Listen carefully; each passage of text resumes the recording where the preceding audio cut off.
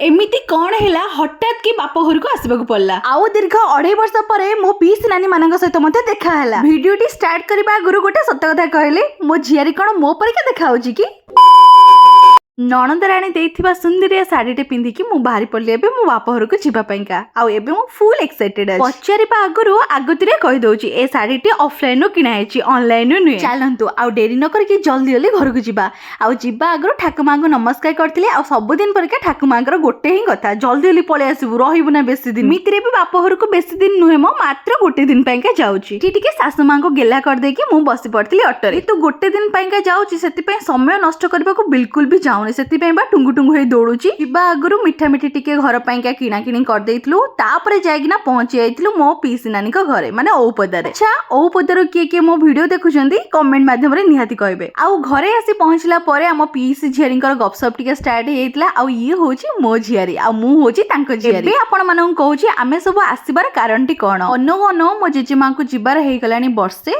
काली हमर वर्षिका अछि सेति पैंका आमे पीसी झियारी माने समस्ते आसीचु घर को। आउ देखु नांदी मु आसु आसु मो बो मते काम रे लगे सालानी राती रे मो पीसी नानी हातर गोटे माछ घांटटे प्रस्तुत कराइतला जोटा कि बहुत ही टेस्टी थिला।